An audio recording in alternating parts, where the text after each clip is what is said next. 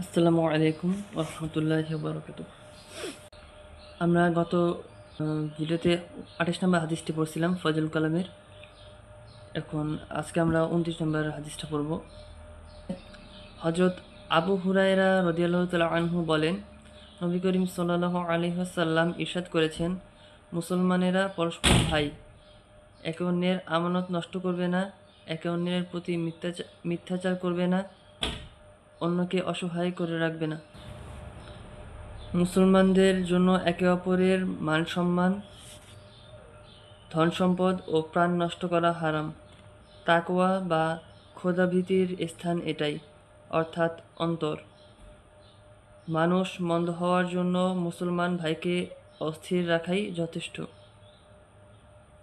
পরে এখন আমরা পড়ব 30 নম্বর হাদিস। হজরত আবু হুরায়রা রাদিয়াল্লাহু তাআলা আনহু নবী করিম সাল্লাল্লাহু আলাইহি ওয়াসাল্লামের আরও একটি ইরশাদ বর্ণনা করেন, যে ব্যক্তি কোনো মুসলমানের পার্থিব পেরেশানিসমূহের যে কোনো একটি দূর করবে, আল্লাহ পাক কিয়ামতের দিন তার বড় পেরেশানি দূর করবেন।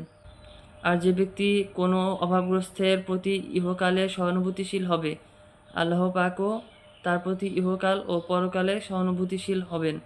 আর যে ব্যক্তি কোনো মুসলমানের কোনো দোষ গোপন রাখবে, আল্লাহ উভয় জাহানে তার দোষ গোপন রাখবেন।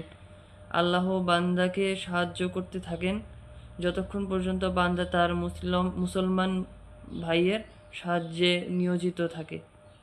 31 নম্বর হাদিস। হজরত জারির ইবনে আবদুল্লাহ রাদিয়াল্লাহু তাআলা আনহু বলেন, আমি রাসূল সাল্লাল্লাহু আলাইহি ওয়াসাল্লামের নিকট নামাজ কায়েম করার, যাকাত প্রদান করার এবং যে কোনো মুসলমানের হিতাকাঙ্ক্ষী হওয়ার উপর বায়াত গ্রহণ করেছি। এটার ফায়দা, এই 31 নম্বর হাদিসের ফায়দা দেওয়া আছে। বাইয়াত অর্থ শপথ গ্রহণ করা। রাসূল সাল্লাল্লাহু আলাইহি ওয়াসাল্লামের সময়ে কোনো সাহাবীর হাত ধরে তার নিকট থেকে বিশেষ বিশেষ কিছু বিষয়ের অঙ্গীকার আদায় করাকে বাইয়াত বলা হতো। কোনো হক্কানি পীরের নিকট বাইয়াত গ্রহণও এ হাদিসের মর্ম অনুসারে সুন্নাত বলে প্রতীয়মান হয়। অর্থাৎ যে কোনো হক্কানি পীরের হাতে হাত দিয়ে ওয়াদা করা যে শিরক বিদাত করব না, কোনো নাফরমানি কাজ করব না, সাধ্যমতো আল্লাহ ও রাসূল সাল্লাল্লাহু আলাইহি ওয়াসাল্লামের হুকুম আহকাম বজায় রাখতে চেষ্টা করব ইত্যাদি।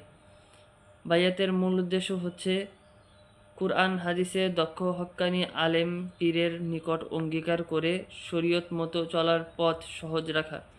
বর্তমানে পীর মুরিদি একটি পেশা হয়ে দাঁড়িয়েছে, যেখানে পীর শরীয়তের আলেম কিনা তা বিবেচনা করা হয় না এবং মুরিদ বাইয়াত গ্রহণের পর শরীয়ত মতো চলার আদৌ তোয়াক্কা করে না।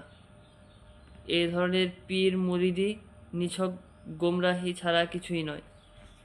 আর এখানে একটা হাদিস আছে, 32 নম্বর হাদিস, এটাই শেষ, এখানে কোনো ফায়দা নেই, ছোট একটা হাদিস।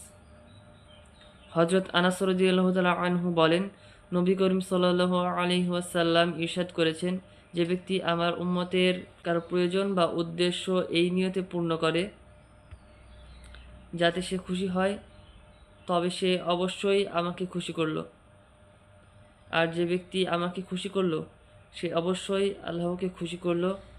আর যে ব্যক্তি আল্লাহকে খুশি করল, আল্লাহ অবশ্যই তাকে জান্নাত প্রবেশ করাবেন।